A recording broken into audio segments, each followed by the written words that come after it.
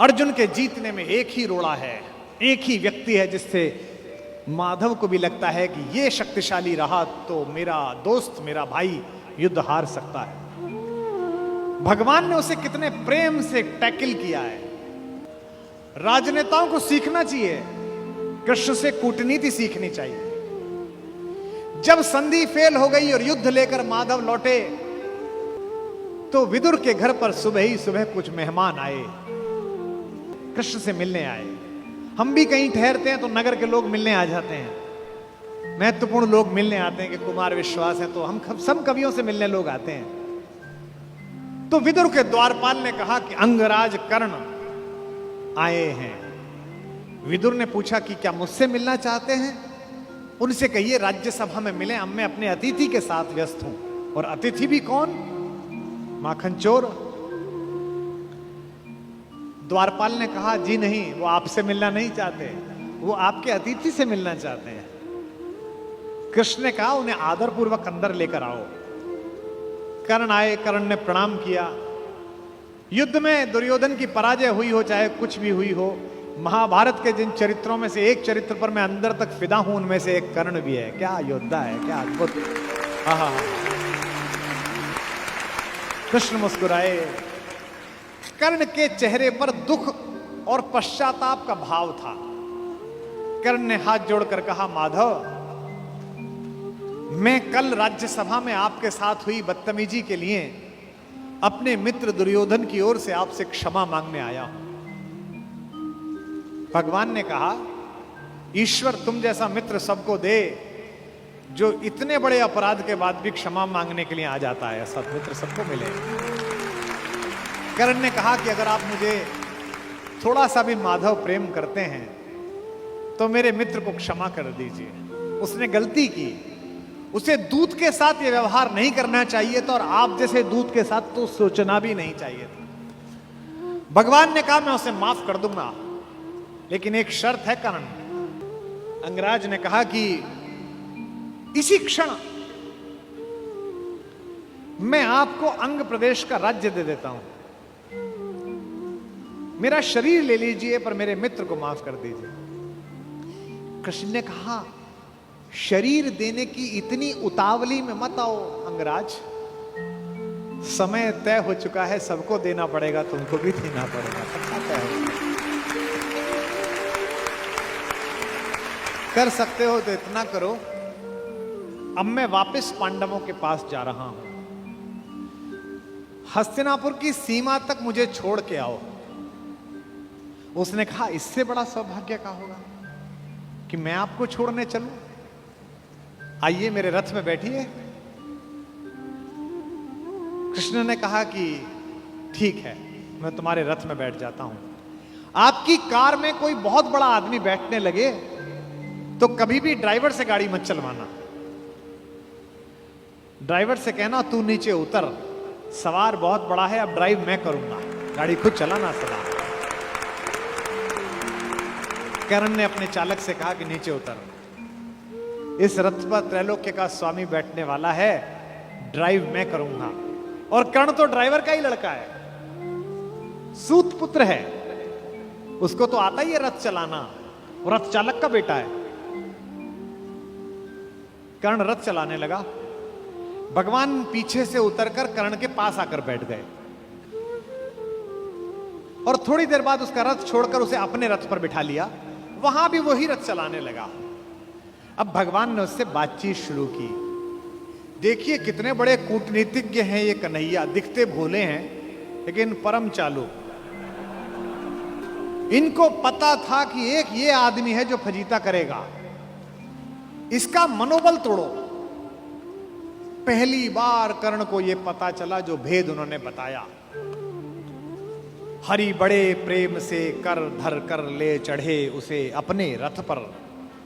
रथ चला परस्पर बात चली, शमदम की टेढ़ी घात चली। शीतल हो हरि ने कहा हाय, अब शेष नहीं कोई उपाय। कर्ण अब कुछ बचा नहीं, हो विवश हमें धनु धरना है।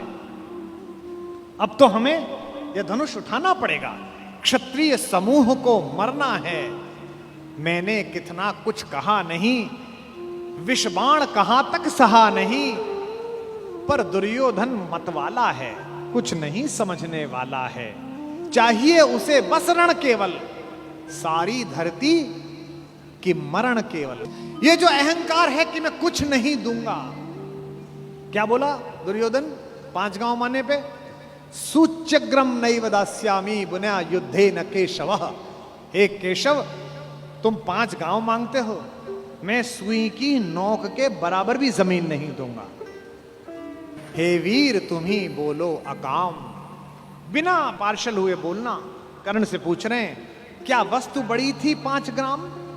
5 ग्राम ही तो मांगे थे, वह भी कौरव को भारी है, मत गई मूढ़ की मारी है। दुर्योधन को बोधूं कैसे, इस रण को अवरोधूं कैसे? सोचो क्या दृश्य विकट होगा रण में जब काल प्रकट होगा। बाहर शोणित की तप्त धार, भीतर विधवाओं की पुकार, निशस्त्र विशस्त्र बिल्लाएंगे, बच्चे अनाथ हो जाएंगे। चिंता में क्या और करूं, शांति को छिपा किस ओट धरूं। सब राह बंद मेरे जाने, अब पासा फेंका। पहले तो माहौल बनाया कि तुम सब मरोगे बेटा, तू भी मरेगा और तेरा यार भी। एक तरीका है बचने का, सब राह बंद मेरे जाने। हाँ, एक बात है, यदि तू माने, देखो कैसे फुसला रहे हैं, तो शांति नहीं जल सकती है, समरागनी अभी टल सकती है। पा तुझे धन्य है दुर्योधन, तू एकमात्र उसका जीवन, तेरे बल की है आस उसे, तुझसे जय का विश्वास उसे। तू संग न उसका छोड़ेगा, वह क्यों रण से मुंह मोड़ेगा। जब तक तू उसके साथ है वो लड़ाई नहीं छोड़ सकता। बस ऐसा कर, तू उसे छोड़ दे। क्यों?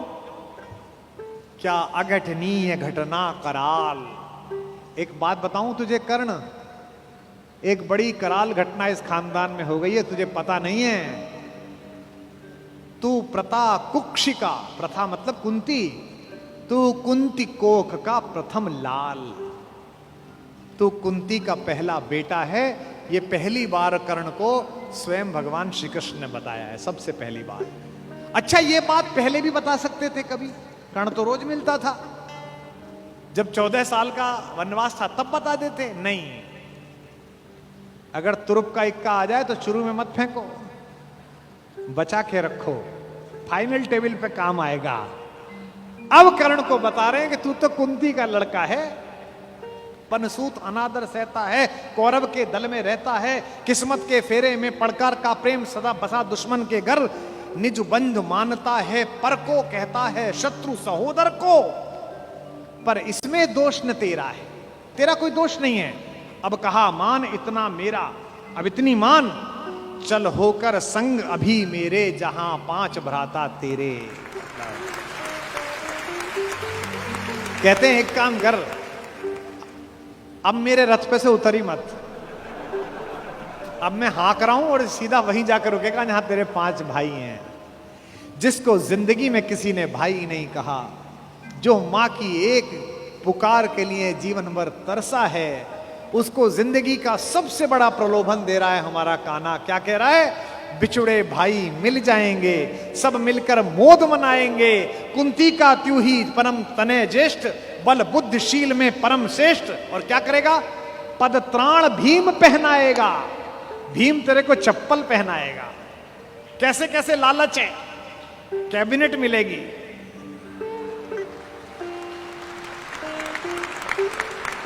और उसमें भी कोई छोटा मोटा मिनिस्टर नहीं, सीधा ही प्राइम मिनिस्टर। पद त्राण भीम पहनाएगा, हैं? धर्मादिप युधिष्ठिर चमर डुलाएगा। तेरे दरबार के बाहर कौन खड़े होंगे? पहरे पर पार्थ प्रवर होंगे। जो तेरा दुश्मन है, तेरा छोटा भाई अर्जुन, ये तो तेरा एनएसजी कमांडो बनेगा। पहरे पर पार्थ प्रहर होंगे, सहदेव नकुल अनुचर होंगे। सब लोग तुझे पहचानेंगे, असली स्वरूप को जानेंगे। खोई मणि को जब पाएगी, आखिरी दाव जो मारा है, खोई मणि को जब पाएगी, कुंती फूली न समाएगी।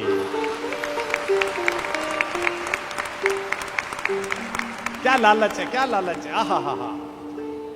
कुरुराज स्वयं झुक जाएगा, संसार बड़े सुख में होगा। कोई न कहीं दुख में होगा। सब गीत खुशी के गाएंगे, तेरा सौभाग्य मनाएंगे। और आखिरी में ऐसी बात कहता है, और कौन दुनिया को जो देता है वो भीख मांग रहा है।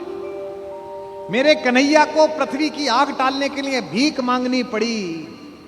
कुरुराज समर्पण करता हूं, पूरा राज्य कुरुराज समर्पण करता हूं, साम्राज्य समर्पण करता हूं, यश मुकुट मान सिंहासन ले, बस एक भीख मुझको दे दे। कौरव का तज रण शोक सखे, भूखा भावी हर शोक सखे। ये तो कन्हैया हैं जो इतनी स्ट्रेटेजी अपनाते हैं। किस लिए? देखो, ये बड़ा गहरा गणित है, इसको समझो। इस दाव को चलने में कृष्ण का कोई नुकसान नहीं है। अगर कर्ण इधर आ जाता तो महाभारत समाप्त हो जाती।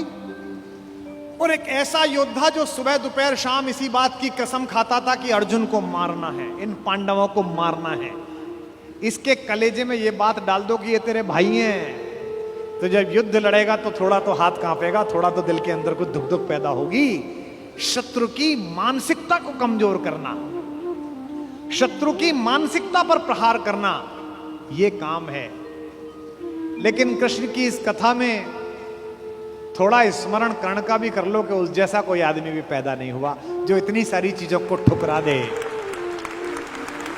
और खुल के कह दे, ए ऋणी कर्ण का रोम रोम, जानते सत्य यह सूर्य सोम, तन मन दुर्योधन का है, यह जीवन दुर्योधन का है। और दो पंक्ति जो कही है कर्ण ने, मैं उसकी दृढ़ता को और उसके समर्पण को प्रणाम करता हूं। सुरपुर से भी मुख मोड़ूंगा, केशव मैं उसे न छोड़ूंगा।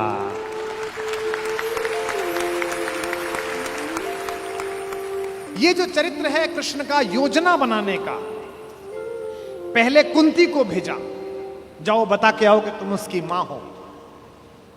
मां ने कहा कि तू वापस आ जा, तो उसने एक वरदान दिया मां को। मां ने कहा, अभिलाष लिए तो बहुत बड़ी आई थी, पर आस नहीं अपने बल्कि लाई थी। था एक भरोसा यही कि तू दानी है, अपनी अमोघ करुणा का बड़ा अभिमानी है। उसने भी कहा, मां मैं तुझे वचन देता हूं कि तेरे 5 बेटे जीवित रहेंगे।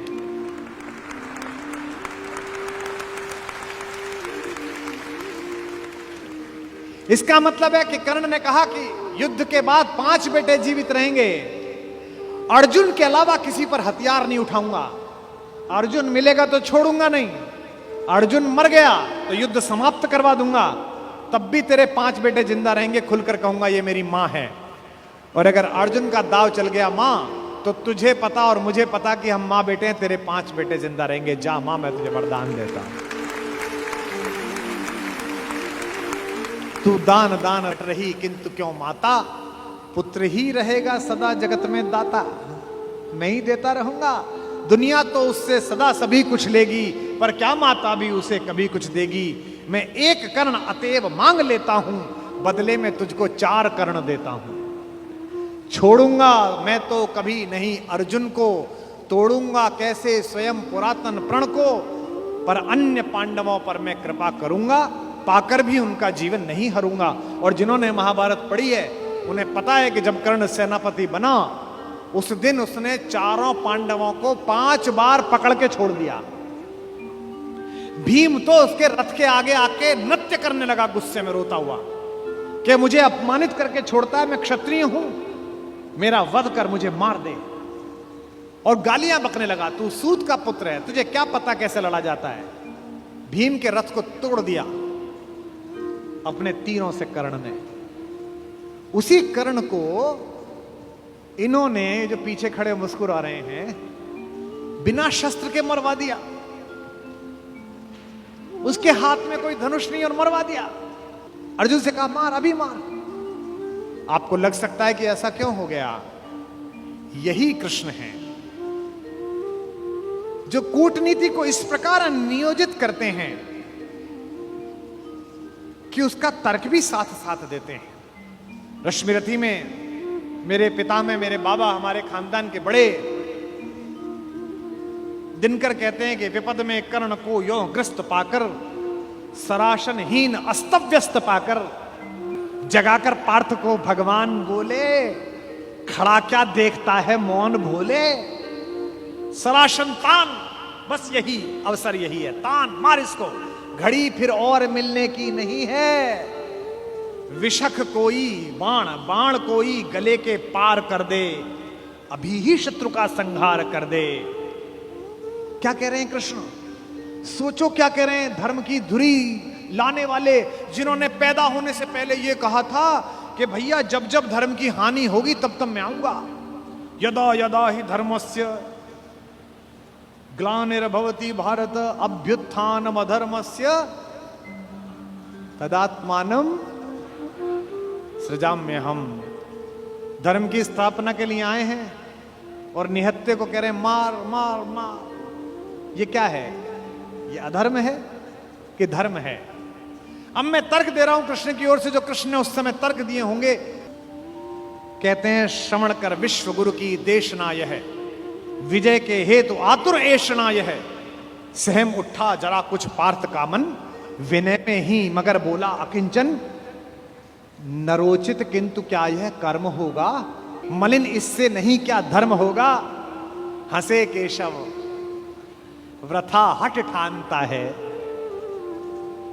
अभी तू धर्म को क्या जानता है। कहूं जो पाल उसको धर्म है ये, मैं जो कह रहा हूं वो कर। हनन कर शत्रु का सत्कर्म है ये। क्रिया को छोड़ चिंतन में फंसेगा, उलटकर काल तुझको ही कसेगा। ये जो हमको सिखाते हैं कि हम दूसरे की सीमाओं का अतिक्रमण करके घर में जाके ना मार के आए, इनको पूछो कि जिस समय हिंदुस्तान के चौराहों पर बम फटते थे, इनको पूछो कि जम्मू कश्मीर में जाते हुए हमारे सीआरपीएफ के जवानों के मुंह पर मतदान के समय जाते हुए ये लफंगे चांटे मारते थे। इनको पूछो कि पड़ोसी के भीख मिले हथियारों से हिंदुस्तान की मां बेटियों को आतंकित करने वाले और केसर की क्यारी में बारूद भरने वालों को सीमा के अंदर पार घुस के मारा जाए कि ना मारा जाए। देश का एक एक बच्चा कहेगा कि मारा जाए। नहीं, जब पार्थ को देखा सुधरते, हृदय में धर्म का टुक ध्यान धरते, समय के योग्य धीरज को संजोकर कहा राधे ने गंभीर होकर। अब कर्ण बोला, हर पापी, हर अनाचारी, हर दुष्ट जिसने दुष्टता में साथ दिया है वो ज्ञान देने लगता है। भूल गया अर्जुन के कौन ज्ञान दे रहा है। अर्जुन के अंदर भक्ति, मनुष्यता, भावना सब पैदा हो गई। नरोचित धर्म का कुछ काम तो लो, बहुत खेले जरा विश्राम तो लो। फंसे रथ चक्र को जब तक निकालूं, धनुष धारण करूं, प्रहरण संभालूं।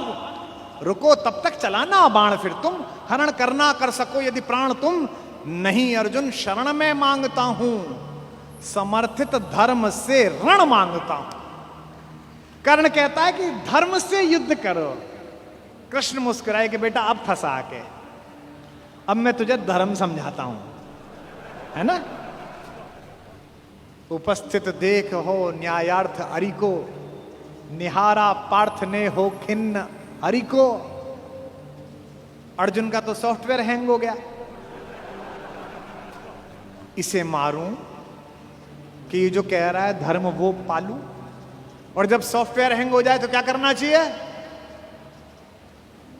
जब तुझसे ना सुलझे तेरे उलझे हुए धंधे, भगवान के इंसाफ पर सब छोड़ दे बंदे। खुद ही तेरी मुश्किल को वो आसान करेगा, जो तू नहीं कर पाया वो भगवान करेगा। उपस्थित देख यो न्यायार्थ अरि को, निहारा पार्थ ने हो खिन्न हरि को। मगर भगवान किंचित भी न डोले। अभी तक तो हंस रहे थे, मुस्कुरा रहे थे, करते मार। जैसे ही कर्ण ने धर्म बोला, भगवान के अंदर से आग निकली। कुपित हो वज्र सी यह बात बोले, प्रलापी हो उजागर धर्म वाले, बड़ी निष्ठा बड़े सत्कर्म वाले। मरा अन्याय से अभिमन्यु जिस दिन, कहां पर सो रहा था धर्म उस दिन।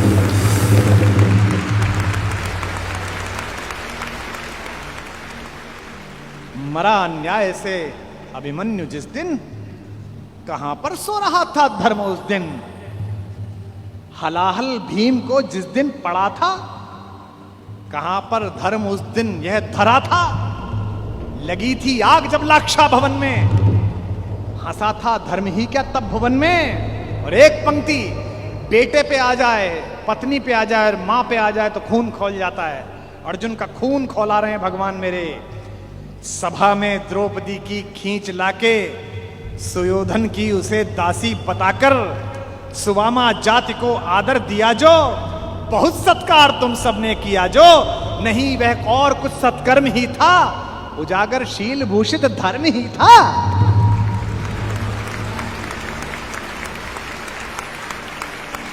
जिस दिन एक रजस्वला बेबस महिला को बाल से खींचकर तेरे दोस्त का नीच छोटा भाई लाया था, और तेरे उस तथाकथित मित्र ने अपनी जंघा पर हाथ मारा था कि यहां बैठेगी, उसी दिन तय हो गया था कि इस जंघा पर धर्म युद्ध के खिलाफ चोट पड़ेगी।